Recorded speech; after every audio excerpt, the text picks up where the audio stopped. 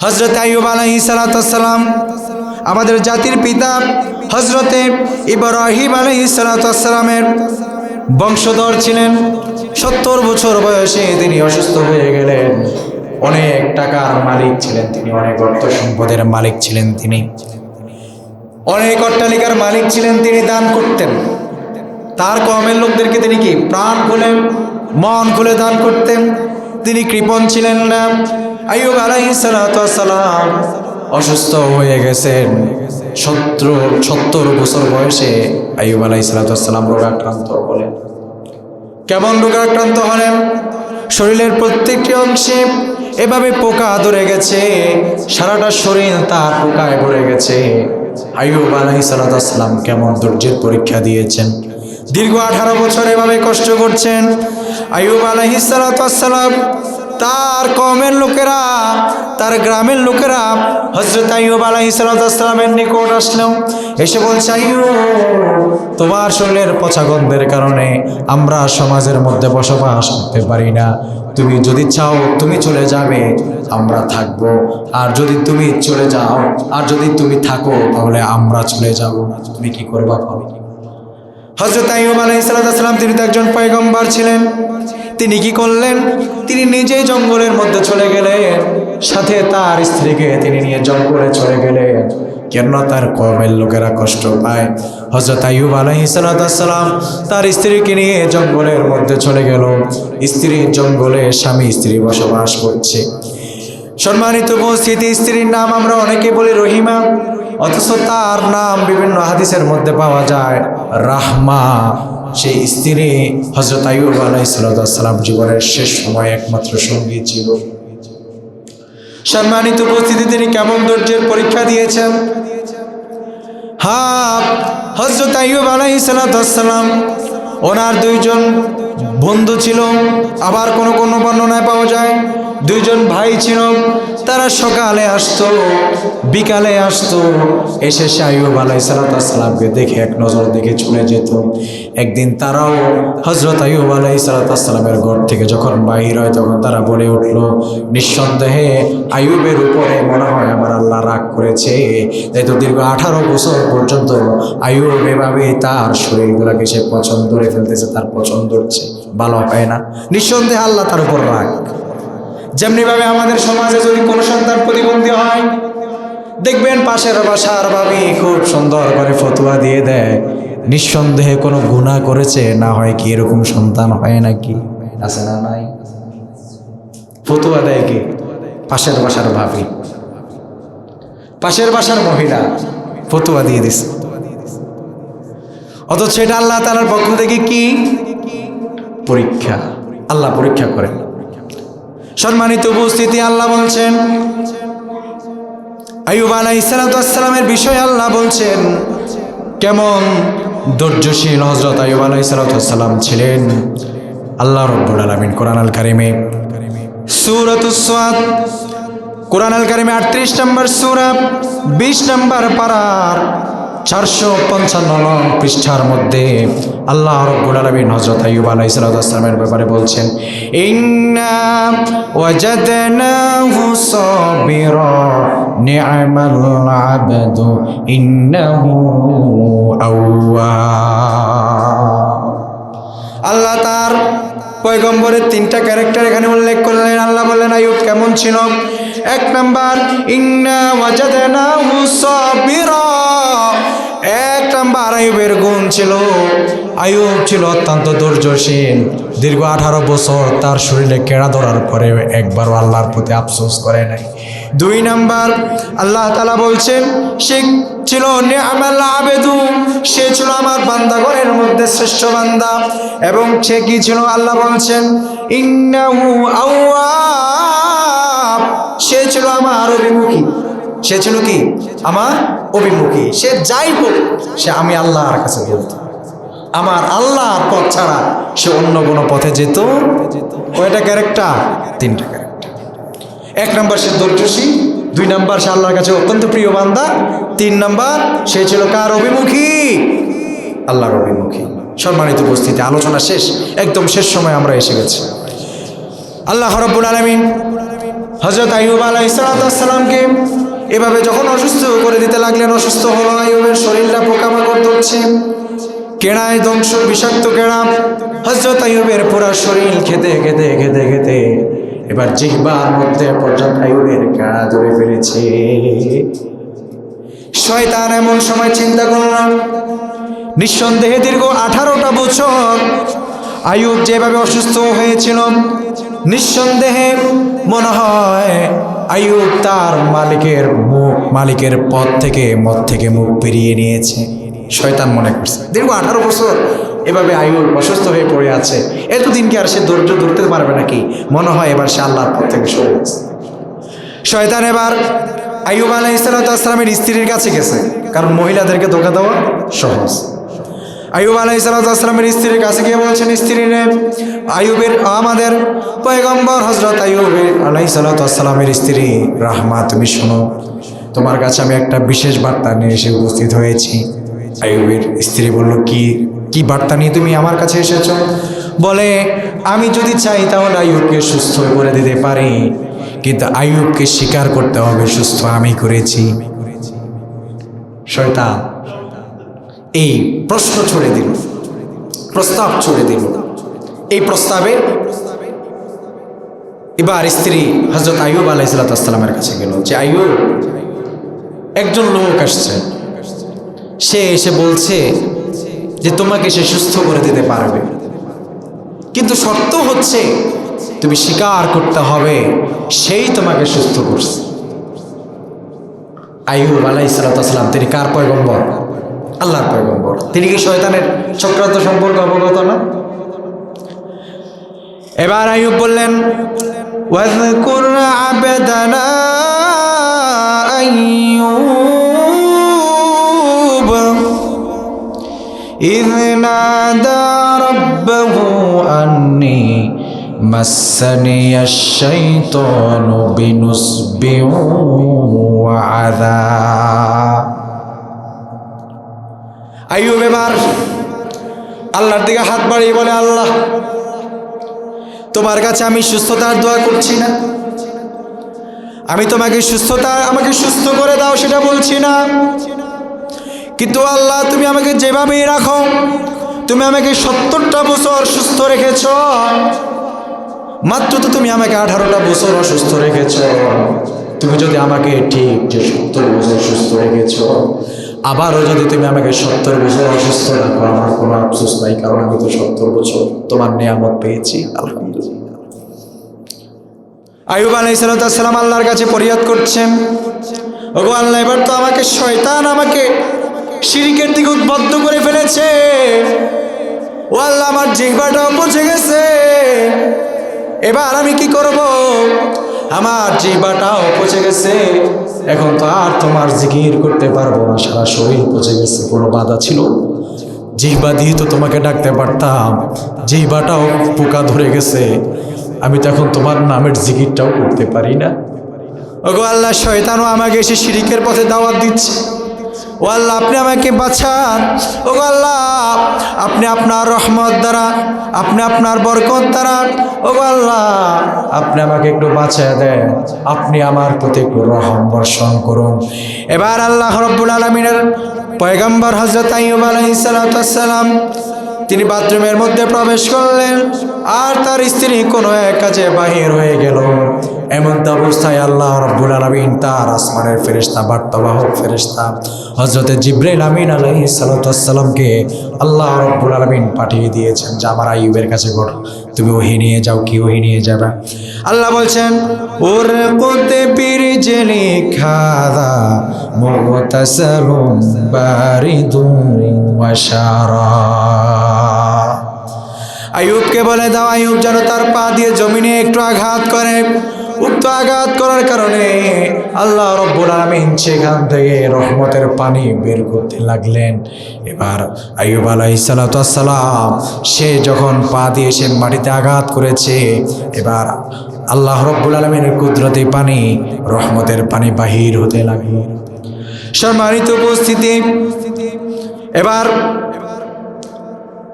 যে আইয়ুব আলাইহিস সালামকে আল্লাহ রাব্বুল আলামিন কেমন পানি দান করেছেন দেখেন। আল্লাহ বলছেন, ووهبنا له أهله ومثلهم معه رحمة منا وذكرى لأولي الألباب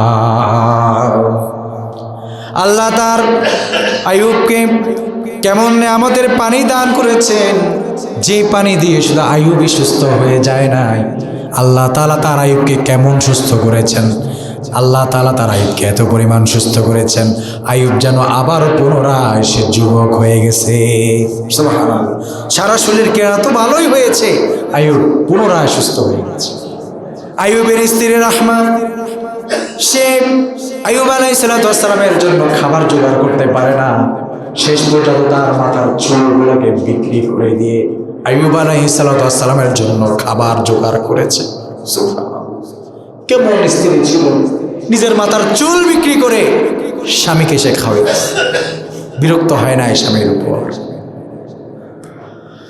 আল্লাহু আকবার, কেমন ঈমান। আল্লাহ, শেষ পর্যন্ত সে পানির মধ্যে আল্লাহ তাআলার পয়গম্বর আইয়ুব বললেন, আমার স্ত্রীরে তুমিও সেই পানি দ্বারা গোসল করে নাও। আইয়ুব আলাইহিস সালামের স্ত্রীও সে পানির মাধ্যমে গোসল করলেন। গোসল করার কারণে আল্লাহ তাআলা তার পয়গম্বরের স্ত্রীকেও পর্যন্ত মাথার মধ্যে পূর্ণ চুল এবং পূর্ণভাবে সুস্থ করে দিয়েছেন। সুবহানাল্লাহ। এবং কি তার অনেক কওমের লোকদেরকে আল্লাহ তাআলা উক্ত পানি দ্বারা শিফা দান করেছেন। এজন্য আল্লাহ বলছেন লিউলিল আলবাব, এটার দ্বারা থেকে শুধু একজন উপকৃত হয় নাই, তার পরিবার পরিগ্রস্ত অধীনস্থ অনেক ব্যক্তি এই পানি দ্বারা উপকৃত হয়েছে।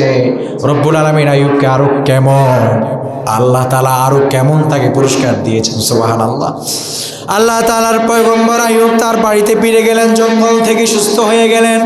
তার স্ত্রী ফিরে এসেছে, এসে দেখে আইয়ুব তো পুরোপুরি সুস্থ হয়ে গেছে। আইয়ুবকে এবার আর চেনা যায় না। স্ত্রী বলে, আপনি কে? জবাব দেয়, আমি তোমার স্বামী আইয়ুব। এবার তাদের মধ্যে মোলাকাত হলো, তারা এবার তাদের বাড়িতে ফিরল।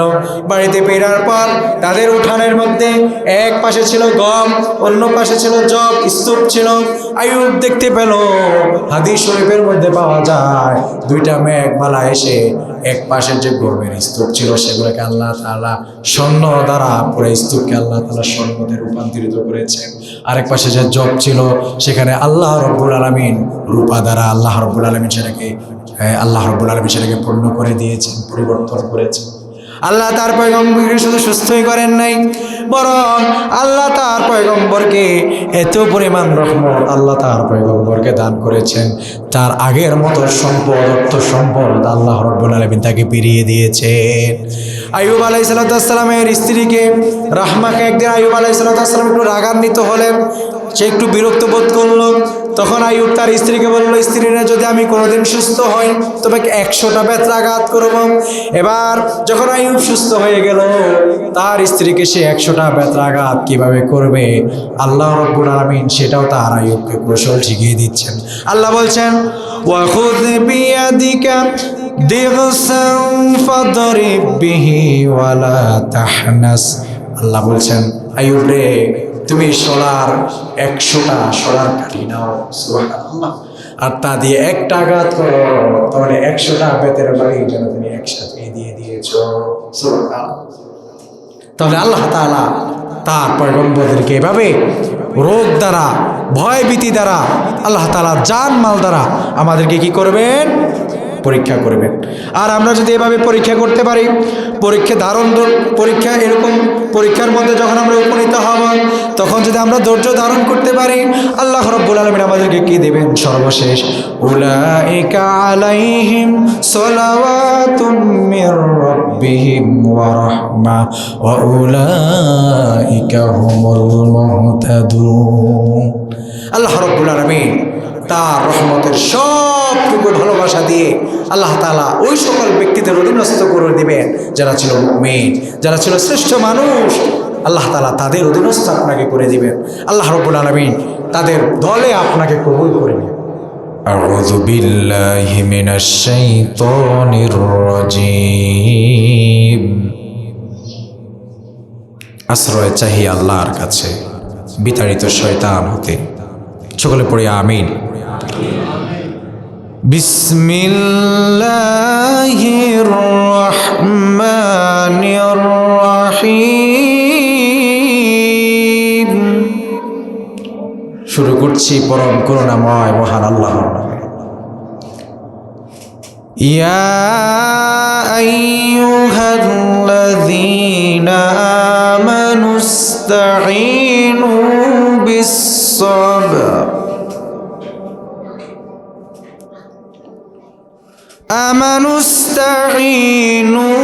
বিস-সাবরি ওয়াস-সালাহ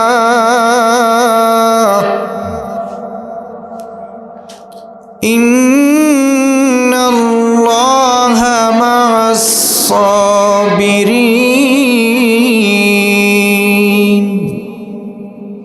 আল্লাহ বলেন, বান্দা তুমি সাহায্য চাইবা, বিপদের মধ্যে পড়েছো, তুমি আমার কাছে সাহায্য চাও, আমার সাহায্য প্রার্থনা করো দুইটা জিনিসের মাধ্যমে। কয়টা জিনিস? এক নাম্বার সবর, ধৈর্য, ওয়াস-সালাহ, নামাজ। কয়টা জিনিসের মাধ্যমে? মুফাসসিরিনে কেরাম বলেন, আপনি শুধুমাত্র আল্লাহর কাছে যদি কোনো কিছু চান, পান, চাইতে চান, এক নাম্বার আপনাকে প্রচুর ধৈর্য ধরতে হবে। কি ধরতে হবে? ধৈর্য। হতাশ হয়ে যাবে না। কোনোদিন বান্দা ছেড়ো তুমি হতাশ হয়ে এতটুকু বলে পেল না, আমার মাওলা বুঝি আমাকে দিতে জানেন না, আমাকে বুঝি দিবেন না, এটা বলে তুমি আমার দরবার থেকে মুখ ফিরিয়ে নিও না। যদি তুমি আমার রহমত হতে তুমি মুখ ফিরিয়ে নাও, মনে রেখো বান্দা, তুমি আমার রহমত হতে যদি মুখ ফিরিয়ে নাও, তুমি আমার দরজা হতে যদি মুখ ফিরিয়ে নাও, ও বান্দা তুমি গাফেল হয়ে যাবে, তুমি আমার পথ থেকে পদভ্রষ্ট হয়ে যাবে। আমি তোমাকে আমার দরবার থেকে বিতাড়িত করে দিব।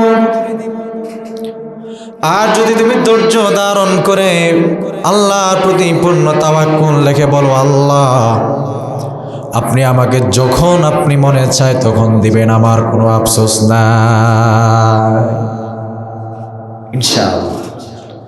যেভাবে হযরত ইব্রাহিম আলাইহিস সালাতু ওয়াস সালাম আল্লাহর কাছে দোয়া করতেন, আল্লাহ রব্বি হাবলি মিনাস সলিহিন,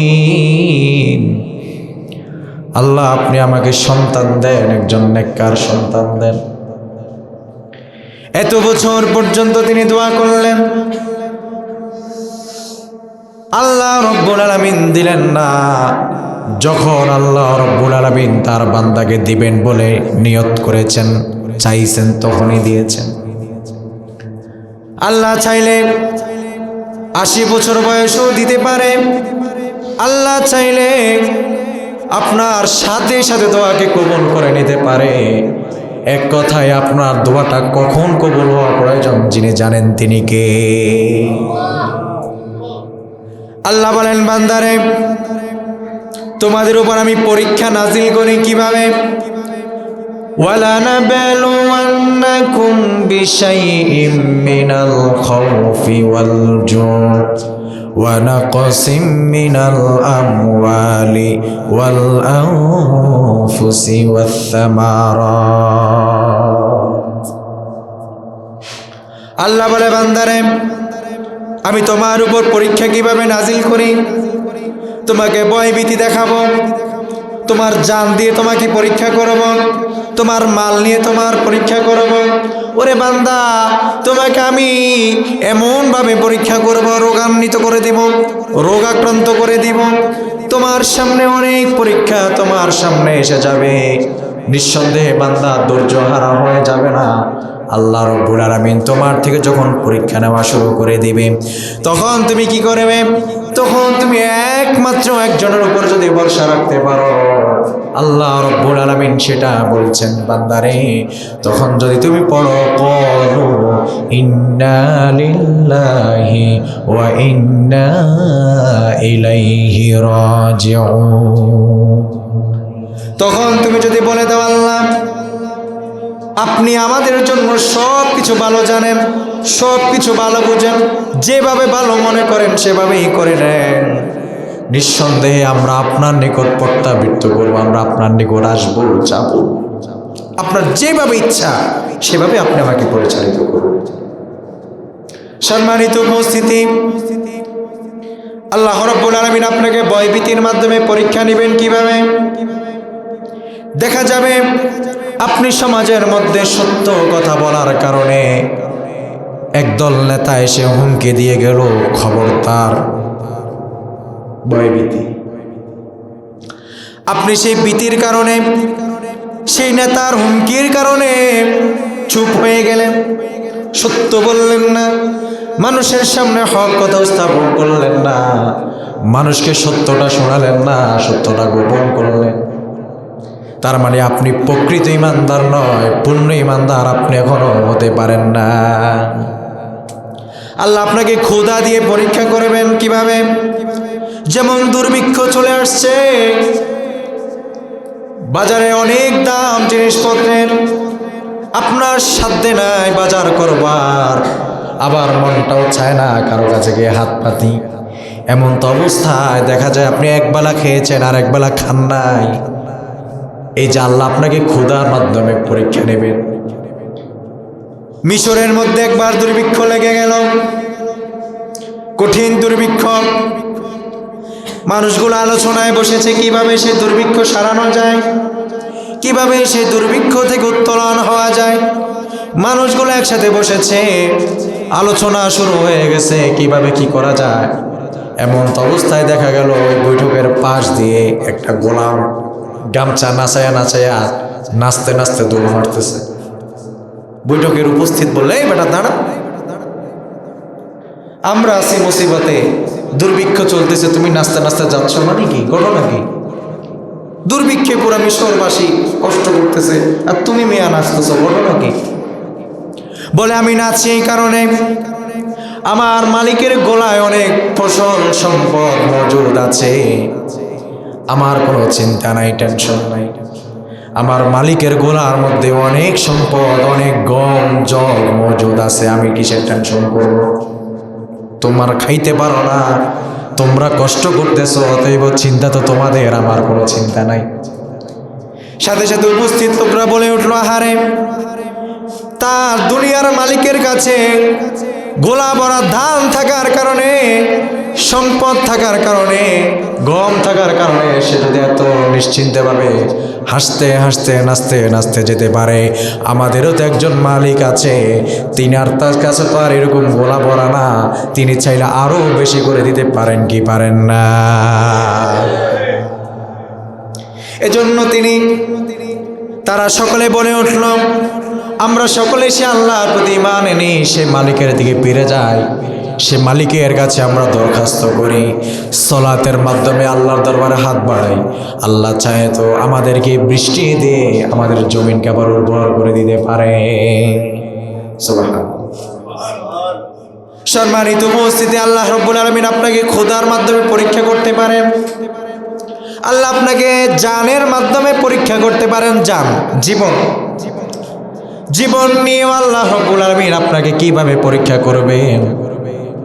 ধরেন আপনার একটা সন্তান মারা গেল, আপনি বড় হতাশ হয়ে গেলেন, বড় কান্নাকাটি করে ফেললেন, বড় বিলাপ করে কাঁদছেন। নিঃসন্দেহে একজন বাবার কাঁধে সবচেয়ে ওজন ভারী জিনিস হচ্ছে সন্তানের লাশ। কিন্তু প্রিয় ভাইয়ের আমার, হতে পারে আল্লাহ রাব্বুল আলামিন আপনার সন্তানকে নিয়ে যেতেই পারেন। আপনি পিতা হিসাবে বলবেন, আলহামদুলিল্লাহ, আল্লাহ আমাকে পরীক্ষা করছেন, হতে পারে এজন্যই তিনি আমার সন্তানকে নিয়ে গেলেন। আল্লাহ আমাকে পরীক্ষা করছেন, এটার পূর্ণ পরীক্ষা যিনি দিয়েছেন তিনি হচ্ছেন আমার আপনার জাতির পিতা হযরত ইব্রাহিম আলাইহিস সালাতু ওয়াস সালাম। বৃদ্ধ বয়সে একজন সন্তান পেলেন, মাত্র বাবার সাথে কথা বলতে শিখেছে, মাত্র হাঁটতে চলতে শিখেছে, আল্লাহর পক্ষ থেকে আদেশ এসে গেছে, ইব্রাহিম আপনি আপনার আদরের বস্তুটাকে আমার দরবারে কোরবানি করে দেন। ইব্রাহিম 1 মিনিটের জন্য চিন্তা করলেন না, ছুরি চালানোর জন্য প্রস্তুত হয়ে গেছে। আপনাকে এভাবে ধৈর্য ধারণ করতে হবে। আল্লাহ বলেন বান্দারে, আল্লাহর হাবিব সাল্লাল্লাহু আলাইহি সাল্লাম বলেন, কোন পিতার ঘরে যদি 4 প্রকারের সন্তান থাকে, আল্লাহ রাব্বুল আলামিন কিয়ামতের কঠিন ময়দানে তাকে বিনা হিসাব জান্নাত দিবেন। সুবহানাল্লাহ। কয় প্রকার? 4 প্রকার। শুনবেন, একটু শুনেন, মনোযোগ দিয়ে কথাগুলো শুনেন। 4 প্রকারের সন্তান যদি আপনার ঘরের মধ্যে থাকে, মনে রাখবেন কিয়ামতের কঠিন ময়দানে আল্লাহ রাব্বুল আলামিন আপনাকে কঠিন আযাব থেকে বাঁচিয়ে দিবেন, বিনা হিসাব আল্লাহ রাব্বুল আলামিন আপনাকে জান্নাতে পাঠিয়ে দিবেন। 1 নাম্বার সন্তান, যে সন্তান আল্লাহর দ্বীনের জন্য, ঈমানের জন্য নিজের জীবনটাকে আল্লাহর রাহে বিলিয়ে দেয়। আশ হয়ে গেল, আল্লাহ আমার ঘরে তো বড় কোনো সন্তানও নাই, কাকে আজকে আমি যুদ্ধের ময়দানে পাঠাবো? স্বামীও নাই, স্বামীও ময়দানে গিয়ে শহীদ হয়ে গেছে। ওগো আল্লাহ, আমি আজকে কাকে পাঠাবো? শেষ পর্যন্ত ছোট্ট সন্তানকে দান করে দিয়ে আসলো নবীজির সাথে যুদ্ধের ময়দানে। ছোট্ট মানুষ যুদ্ধ জানে না, কি জিনিস বোঝে না। যুদ্ধের ময়দানে যাওয়ার পর অস্ত্রের আঘাতের দ্বারা স্বাভাবিক ছোট্ট মানুষ অস্ত্র কিভাবে চালাতে হয় জানে না। অস্ত্রের আঘাতে নিজের আঙ্গুল নিজেই কেটে ফেলছে। শরীর থেকে ছোট মানুষ অজস্র রক্তক্ষরণের কারণে যুদ্ধের ময়দান, কে কাকে চিকিৎসা করবে সেটা তো দেখার সময় নাই। সেই ময়দানে সে ছোট্ট মানুষ হারেস মারা গেল, শহীদ হয়ে গেল।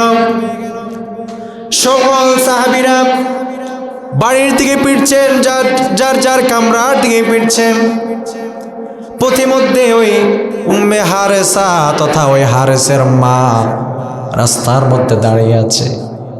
একদল সাহাবীরা বলে, তোমার সন্তান যুদ্ধের ময়দানে আত্মহত্যা করেছে, নিজের পায়ে নিজে আঘাত করেছে। আরেকদল সাহাবীরা বলে, না, তোমার সন্তান শহীদ হয়েছে। মহিলা চোখের পানিগুলা ছেড়ে কান্নাকাটি করতেছে, আমার সন্তান যদি আত্মহত্যা করে, কেমন সন্তান আমি পেটে ধরলাম, এটা কেমন সন্তান আমার, যে সন্তান আত্মহত্যা করে, এটা কিসের সন্তান? নবীজি কারীম সাল্লাল্লাহু আলাইহি সাল্লাম আসছেন। মহিলা নবীজি কারীম সাল্লাল্লাহু আলাইহি সাল্লামকে উদ্দেশ্য করে বলেন, নবী গো, আমার সন্তানকে আমি আপনার সাথে যুদ্ধে পাঠিয়েছি। কিছু সংখ্যক সাহাবীরা বলেছে, আমার সন্তান শহীদ হয় নাই, সে আত্মহত্যা করেছে। আবার আরেক দল সাহাবী বলল, সে আত্মহত্যা করে নাই, সে শহীদ হয়েছে। নবী গো দেখেন, এই যে 2টা চোখ দিয়ে আমার পানিগুলা অজস্রে পড়তেছে, আপনি যদি বলেন আমার সন্তান শহীদ হয়েছে, এই পানিগুলোকে আমি মুছবো, আর জীবনে একবারও আমি আমার সন্তানের জন্য 1 ফোঁটাও চোখের পানি ফেলবো না। সুবহানাল্লাহ। নবীজি কারীম সাল্লাল্লাহু আলাইহি সাল্লাম সে মহিলাকে জানিয়ে দিলেন, ও উম্মে হারেসা, ও হারেসার মা, শুনে নাও, শুনে নাও, তোমার সন্তানকে শহীদদের সাথে দাফন করে এসেছি। তোমার সন্তানের নাম আল্লাহ তাআলা শহীদের কাতারে আল্লাহ তাআলা লিপিবদ্ধ করেছে। সুবহানাল্লাহ। মহিলা বলেন, হাদিস শরীফের মধ্যে পাওয়া যায়, মহিলার সাথে সাথে নিজের কাপড় দ্বারা চোখের পানিগুলোকে মুছল, আর আল্লাহর দরবারে 2 খানা হাত তুলে বলে আলহামদুলিল্লাহ। এরকম শহীদের বাবা মা যারা হবেন, আপনারা বিনা হিসাব জান্নাতি। আল্লাহর জন্য বলেন, ওয়ালা তাকুলু লিমান ইউকতালু ফি সাবিলিল্লাহি আমওয়াত বাল আহইয়াউ ওয়ালাকিন লা তাশউরুন। যারা আমার জন্য শহীদ হবে, আমার দ্বীনের জন্য শহীদ হবে, সাবধান দুনিয়ার মানুষেরা, তোমরা এই কথা মুখেও আনবা না, তারা শহীদ হয় নাই, তারা মরে গেছে, এটা তোমরা বলবা না। তারা মরে গেছে এটা তোমরা কি বলবা না, বরং তারা জীবিত। কার কথা? কার কথা? আল্লাহর কথা। আল্লাহ বলছেন তারা মরে না, তারা জীবিত। যতদিন দিন চিন্তা থাকবে ততদিন তাদের কবরে সদকায়ে জারিয়া সওয়াব যেতেই থাকবে। এজন্য যারা দিনের জন্য শহীদ হবে তোমরা তাদেরকে সাবধান, মৃত বলো না। মৃত তো বলবাই না, মৃত তো বলবাই না, সাবধান। তোমরা দেখো না তারা কিভাবে আমি রব্বুল আলামিনের কাছে তারা জীবিত, তোমরা দেখো না। আমি তাদেরকে যখনই তারা মারা যায়, শহীদদের জন্য কোনো কবরের সওয়াল জবাব নাই। আপনারা জানেন কি না? শহীদদের জন্য কবরের সওয়াল জবাবের ভেজাল নাই। সুবহানাল্লাহ। শহীদদেরকে স্বয়ং আল্লাহ রব্বুল আলামিন সাথে সাথে আল্লাহ তাআলা তার রূহটাকে নিয়ে রব্বুল আলামিন জান্নাতের মধ্যে পাঠিয়ে দেন। সুবহানাল্লাহ। শহীদের মর্যাদা, শহীদ মরে না, শহীদ আল্লাহর কাছে এক দামি সম্পদ। এজন্য শহীদের ব্যাপারে আমরা কখনো বলবো না ওরা মারা গেছে, বরং আমরা বলবো তারা দিন জিন্দা করে গেছে, তারা দেশ জাতিকে বাঁচিয়ে গেছে। ঠিক কিনা? ইনশাআল্লাহ। সম্মানিত উপস্থিতি, 2 নাম্বার সন্তান। যে সন্তান যদি আপনার ঘরের মধ্যে থাকে, মনে রাখবেন আল্লাহ রব্বুল আলামিন আপনাকে বিনা হিসাব জান্নাতি করে দিবেন। সেটা হচ্ছে কোরআনওয়ালা সন্তান, কোরআন বুঝে পড়ে জানে। এরকম সন্তান যারা আপনার ঘরে যদি থাকে, আল্লাহ বলেন বিনা হিসাব আমি তাকে জান্নাত দান করে দিব।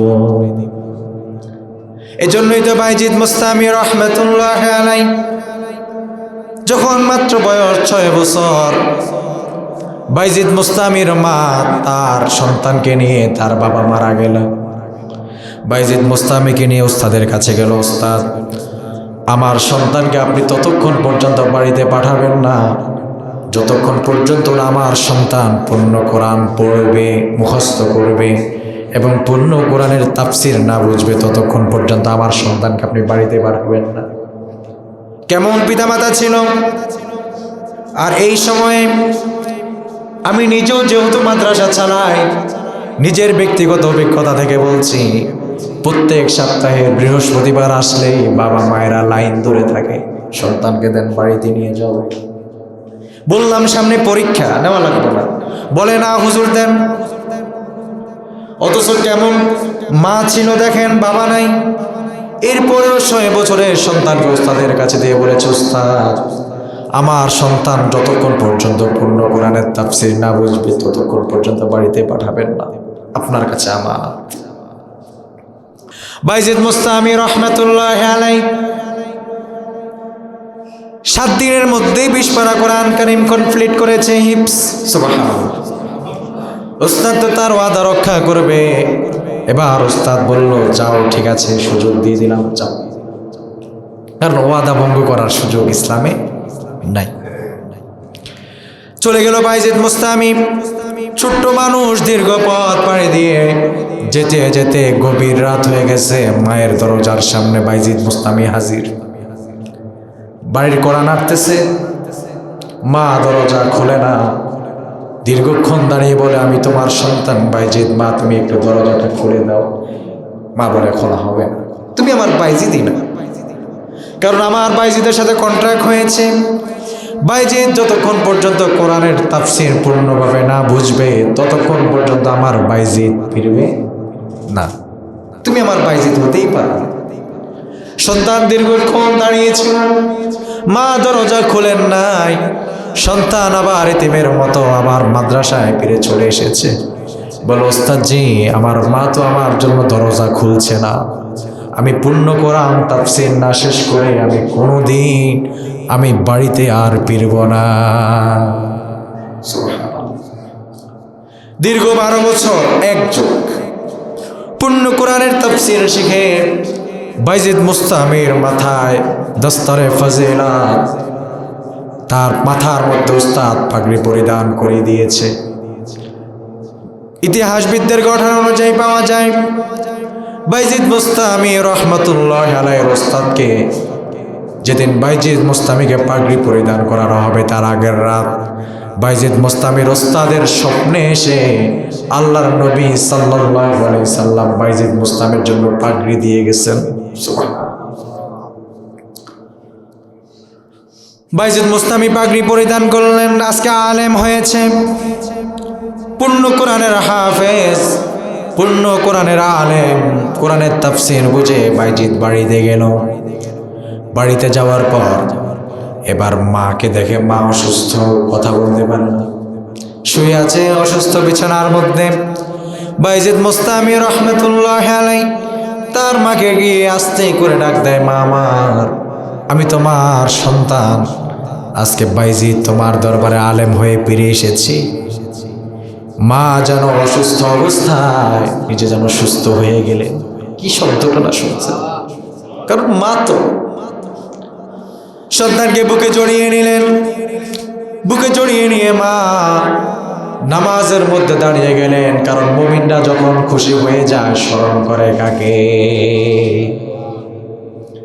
মুমিনরা বিপদে পড়লেও স্মরণ করে কাকে? খুশি আনন্দের সংবাদ পেলেও স্মরণ করে কাকে? শুকরিয়া তান বাইজিদের মা নামাজের মধ্যে দাঁড়িয়ে গেলেন। অসুস্থ মানুষ ঠিক মতো নামাজ পড়তে পারেন না, সিজদার মধ্যে বাইজিদ মুস্তামির মা দুনিয়া থেকে বিদায় নিয়েছে। সম্মানিত উপস্থিতি, যে কথাটা বোঝাতে চেয়েছিলাম, রাসূলুল্লাহ সাল্লাল্লাহু আলাইহি সাল্লাম হাদিস শরীফের মধ্যে বলেন, ক্বালান নাবিয়্যু সাল্লাল্লাহু আলাইহি ওয়াসাল্লাম মান ক্বারাআল কুরআন ফাস্তাযহারাহু ফাআহাল্লা হালালা ওয়া হাররামা হারামা আদখালাহুল্লাহুল জান্নাহ ওয়া শাফাআহু ফি আশরাতিন মিন আহলি বাইতিহি কুল্লুহুম কদ ওয়াজাবাত লাহুম নার। রাসূল বলেছেন, একজন কোরআনওয়ালা যে কোরআন জানবে, কোরআন পড়বে, কোরআন বুঝবে এবং হালালকে হালাল স্বীকৃতি দিবে, হারামকে হারাম বলে স্বীকৃতি দিবে, সে সব কিছুকে পূর্ণভাবে কোরআনের হক আদায় করল। আল্লাহ রাব্বুল আলামিন কিয়ামতের কঠিন ময়দানে তাকে যখন দাঁড় করাইয়া দিবেন, তাকে এবার ডেকে বলা হবে, দেখো এটা হচ্ছে জাহান্নামীদের কাতার, জাহান্নামীদেরকে কাতারবদ্ধ করা হয়েছে, তারা নিশ্চিত জাহান্নামী, তাদের জন্য জাহান্নামের তালিকাভুক্ত হয়ে গেছে, জাহান্নাম তাদের জন্য রেডি হয়ে গেছে। কিন্তু তুমি এদের মধ্যে যাচাই বাছাই করে দেখো, কারা তোমার বাবা, কারা তোমার চাচা, কারা তোমার দাদা, কারা তোমার নানা। দেখে দেখে তুমি 10 জন ব্যক্তিকে তুমি জান্নাতের মধ্যে নিয়ে যাও। সুবহানাল্লাহ। বাইজিদ মুস্তামি তার উস্তাদকে সবক শোনায় প্রতিদিন। উস্তাদকে বলে উঠল, উস্তাদ কিছুদিন পরে যেহেতু ছোট মানুষ, আমি আমার মায়ের সাথে সাক্ষাৎ করতে চাই, আমার মায়ের কথা আমার খুব মনে পড়ে, উস্তাদ আমার মায়ের সাথে সাক্ষাৎ করতে দেন। উস্তাদ বললেন, না, তোমার মা তোমাকে বাড়িতে যাওয়ার অনুমতি দেন নাই, যতক্ষণ পর্যন্ত না তুমি আলেম হবে ততক্ষণ পর্যন্ত তুমি বাড়িতে যেতে পারবা না। ছাত্র তো বোঝে না, ছোট মানুষ, চোখের পানি ছেড়ে কাঁদতেছে। শেষ পর্যন্ত উস্তাদ একটা রোড ম্যাপ জারি করলেন, যদি তুমি কোরআন আল কারিমের এই 1 সপ্তাহের মধ্যে ধরেন 20 পারা যদি তুমি মুখস্থ শুনিয়ে দিতে পারো, তাহলে তোমার জন্য বাড়িতে যাওয়ার সুযোগ আছে। না হয় নাই, একটা রোড ম্যাপ দিয়ে দিলেন। উস্তাদ চিন্তা করছে, বাইজিদ কি আর পারবে? এমন রোড ম্যাপ জারি করছে, 1 সপ্তাহে কি আর তা সম্ভব না। সম্মানিত উপস্থিতি, এর জন্য কোরআনওয়ালা সন্তান তৈরি করতে হবে। আপনি আপনার সন্তানকে ইঞ্জিনিয়ার বানান, ডক্টর বানান, প্রফেসর বানান, কোনো বাধা নাই। কারণ মুসলিমদের ঘরে যদি ডাক্তার না হয়, হবে কার ঘরে? আমরা সব ডাক্তার পাবো কোথায়? আমাদের চিকিৎসাগুলো আমরা করাবো কার কাছে? আমাদের যদি ইঞ্জিনিয়ার না থাকে, আমরা ইমানদার ইঞ্জিনিয়ার পাবো কোথায়? আমাদের ঘরকে, আমাদের রাস্তাকে, সব কিছু অবকাঠামোগুলোকে বানানোর জন্য যদি ইঞ্জিনিয়ার না থাকে, আমরা পাবো কোথায়? এজন্য আমাদের ইঞ্জিনিয়ারের প্রয়োজন আছে। আমাদের যদি প্রফেসর না থাকে, তাহলে আমাদের বিশ্ববিদ্যালয়গুলো চালাবে কে? আমাদের কলেজগুলো চালাবে কে? এজন্য অবশ্যই আমাদের প্রফেসর প্রয়োজন আছে। কিন্তু কথা হচ্ছে বাজান, আপনার ঘরে 3 জন সন্তান, একজনকে কোরআনের হাফেজ বানান, একজনকে আলেম বানান। আপনার ঘরে 3 জন সন্তান, একজনকে বানান, নিয়োগ করেন। হতে পারে আল্লাহ রাব্বুল আলামিন তার উসিলায় আপনার পুরো পরিবারকে জান্নাতে করে দিতে পারে। এজন্য দুই রকম। এক নম্বরে জানলাম যে পিতামাতার ঘরে শহীদ সন্তান থাকে তাদেরকে রব্বুল আলামিন কিয়ামতের কঠিন ময়দানে আল্লাহ রব্বুল আলামিন বিনা হিসাবে আল্লাহ রব্বুল আলামিন জান্নাতি করে দিবেন। 2 নাম্বার, যাদের ঘরে কোরআনের হাফেজ থাকবে, কোরআনের আলেম থাকবে, তাদের পিতামাতাকেও রব্বুল আলামিন কিয়ামতের কঠিন ময়দানে বিনা হিসাব আল্লাহ রব্বুল আলামিন জান্নাতি করে দিবেন। কোরআনের আরো অনেকগুলো ফজিলত আছে। কিয়ামতের কঠিন ময়দানে তাদেরকে নূরের টুপি পরানো হবে। কিয়ামতের কঠিন ময়দানে তাদের জন্য স্পেশাল ভাবে তাদের জন্য মেহরাব তৈরি করা হবে। এভাবে আরো অনেক ফজিলত রয়েছে। আমার সম্মানিত উপস্থিতি প্রিয় ভাইয়েরা এবং আমার সম্মানিত বৃদ্ধ যারা আছেন, বাবার বয়সী, দাদার বয়সী, আপনাদেরকে উদ্দেশ্য করে বলছি, আপনার ঘরে সন্তান বড় হয়ে গেছে, আপনার নাতি আছে, নাতনি আছে, তাদেরকে আপনি বানান। তারাও যদি বড় হয়ে যায়, এতিমখানা মাদ্রাসাগুলোতে গিয়ে দেখেন অনেক এতিম আছে, একজন এতিমের দায়িত্ব আপনি নিয়ে নেন। আল্লাহ রাব্বুল আলামিন হতে পারে কবুল করে নিতে পারেন ইনশাআল্লাহ। 3 প্রকার। 3 নাম্বার, যে সন্তান আপনার কাছে যদি থাকে, এই সন্তানের পিতা যদি আপনি হতে পারেন, কিয়ামতের কঠিন ময়দানে আল্লাহ রাব্বুল আলামিন আপনাকে বিনা হিসাব জান্নাতি করে দিবেন। সেটা হচ্ছে যে সন্তানগুলো অল্প বয়সে নাবালেগ অবস্থায় মারা যায়। নাবালেগ অবস্থায় যদি আপনার সন্তান মারা যায়, ছোট্ট মানুষ যদি এমন অবস্থায় মারা যায়, মনে রাখবেন, ধৈর্য ধারণ করবেন, আল্লাহ রাব্বুল আলামিন এর বিনিময়ে আপনাকে কিয়ামতের কঠিন ময়দানে এক বড় জান্নাতের মালিক বানায়া দিবেন। সুবহানাল্লাহ। 4 নাম্বার, যে সন্তান প্রতিবন্ধী হয়, পাগল হয়, কি হয়? পাগল, মাথা ঠিক না। অনেক পিতারা আছে ধৈর্য ধরে তার সন্তানকে লালন পালন করে না? করে। এই সকল পিতামাতার জন্য কিয়ামতের কঠিন ময়দানে আল্লাহ রাব্বুল আলামিন বিনা হিসাব জান্নাত আল্লাহ রাব্বুল আলামিন ব্যবস্থা করে দিবেন। কিয়ামতের কঠিন ময়দানে তারা বিনা হিসাব জান্নাতি হয়ে যাবে। কেননা একজন পাগল 10 বছর বাঁচুক, 20 বছর বাঁচুক, 30 বছর বাঁচুক, 50 বছর বাঁচুক, যতদিন না সে বাঁচে তার মাথার তো কোনো হিতাহিত জ্ঞান নাই, তার কোনো শরীয়ত নাই, কোনো কি নাই, শরীয়ত নাই। তার তো শরীয়তের কোনো মাসালা তার উপর ওয়াজিবও নয়, ফরজও নয়, সুন্নত নয়, তার জীবনে কোনো গুনাহ নাই, সে নিষ্পাপ থাকবে। কিয়ামতের কঠিন ময়দানে যখন আল্লাহ তাআলা তাকে জান্নাতের দিকে পাঠিয়ে দিবে, তখন সে বলে উঠবে, আল্লাহ, যে পিতামাতা আমি পাগল হওয়ার পরেও আমাকে গলা টিপে হত্যা করে নাই, আমাকে ঘর থেকে তাড়িয়েও দেয় নাই, ওই পিতামাতা ছাড়া আমি জান্নাতে যাব না। সুবহানাল্লাহ। এজন্য তাহলে আমরা জানলাম আল্লাহ রাব্বুল আলামিন 1 নাম্বার, যে যদি আপনার সন্তান শহীদ হয়, মনে রাখবেন যাদের সন্তান শহীদ তাদেরকে আল্লাহ রাব্বুল আলামিন বিনা হিসাব জান্নাত দান করে দিবেন। 2 নাম্বার, যাদের ঘরে হাফেজ কোরআন অথবা আলেম থাকবে, রব্বুল আলামিন তাদেরকেও জান্নাত দান করে দিবেন। 3 নাম্বার, যাদের সন্তান অল্প বয়সে নাবালেগ অবস্থায় মারা যায়, তাদেরকেও রব্বুল আলামিন জান্নাত দান করে দিবেন বিনা হিসাবে, তাদের ওই সকল পিতামাতাকে। 4 নাম্বার, যাদের সন্তান প্রতিবন্ধী অর্থাৎ পাগল অথবা হাত ভাঙা, পা ভাঙা, অথবা আমাদের সমাজে লিঙ্গ প্রতিবন্ধী যাকে বলে, লিঙ্গ প্রতিবন্ধী বলতেছিলেন কিনা, হিজড়া, এটা কি লিঙ্গ প্রতিবন্ধী। আজকে সমাজ তাদেরকে সবচেয়ে বেশি লাঞ্ছিত করে, অপমানিত করে, বঞ্চিত করে, তাদের পরিচয় দিতে চায় না। অথচ ইসলাম তাদেরকে পূর্ণ মর্যাদা দিয়েছে। আপনি আপনার পরিচয় বুক খুলিয়ে দিবেন, কারণ এটা আল্লাহর পক্ষ থেকে আপনার জন্য নিয়ামত। কি নিয়ামত? তারা যখন বাজার ঘাটে বিভিন্নভাবে বেহায়াপনা যেটা তারা করে আর কি, ধরে একদম টাকা পয়সা না নেওয়া পর্যন্ত ছাড় নাই, একটা বিয়ে হলে সেখানে গিয়ে হাজির, মুসলমানের অনুষ্ঠান সেখানে গিয়ে হাজির, সন্তান জন্ম নিছে সেখানে গিয়ে হাজির। তো স্বাভাবিক পর্যায়ে আপনি হয়তো হতভম্ব হতে পারেন যে ইস, এরা এত নিকৃষ্ট, এত নিচে নামে কেন? হ্যাঁ, অথচ আপনি এটা কোনোদিন আফসোস করলেন না, এদের কি পিতা মাতা ছিল না? এদেরকে কি কেউ জন্ম দিল না? জন্ম দিয়েছে তো। তাহলে ওই সকল পিতামাতারা তার সাথে যেমন ব্যবহার করেছে তারাও এই সমাজের সাথে ঠিক সেই রকম ব্যবহার করছে। এটা আমাদের প্রাপ্য। আমার সমাজ তাদেরকে মূল্যায়ন করতে পারে না। ইসলাম বলেছে তৃতীয় লিঙ্গের যারা হবে তাদের মধ্যে যদি পুরুষের ক্যারেক্টার বেশি থাকে তাহলে তোমরা তাকে পুরুষের অধিকার দিয়ে দাও। সমাজে সে পুরুষের অধিকার নিয়ে বসবাস করবে।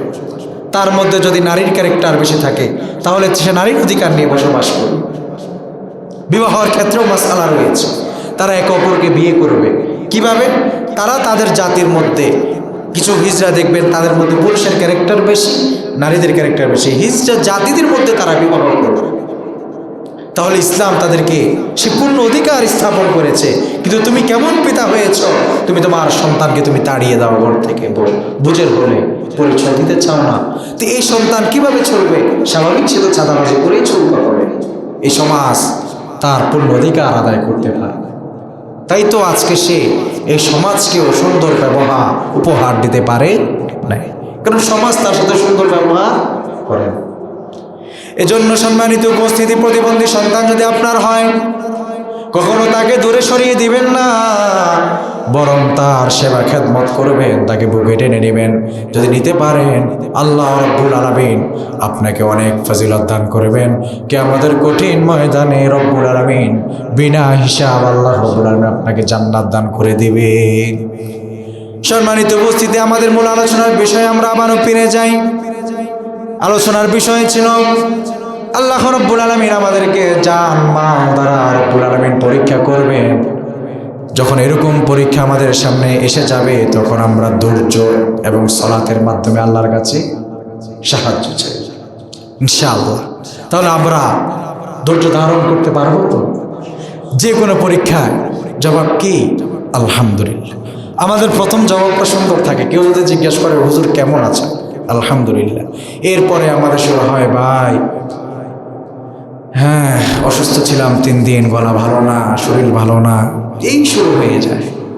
প্রথমে আলহামদুলিল্লাহ দিয়ে শুরু, পরে যত অভিযোগ। না, আলহামদুলিল্লাহ, আল্লাহ পাক ভালো রেখেছেন, যেভাবে রেখেছেন ভালো রেখেছেন, আলহামদুলিল্লাহ। আল্লাহ চাইলে আমাকে আরো খারাপ রাখতে পারতেন। সম্মানিত উপস্থিতি, তাহলে আল্লাহ তাআলা এতক্ষণ পর্যন্ত আমরা যে ধৈর্যশীলতার উপরে আলোচনা করেছিলাম, মাঝখানে কিছু আলোচনা আমরা শুনেছিলাম সন্তানদের বিষয়ে। আল্লাহ তাআলা আমাদের প্রত্যেককে ধৈর্য ধারণ করে বিপদ মুসিবতে আল্লাহ তাআলা ধৈর্যের মাধ্যমে সালাতের মাধ্যমে আল্লাহর সাহায্য প্রার্থনা করার তৌফিক আল্লাহ তাআলা দান করুন। সকলে বলি আল্লাহুম্মা আমিন।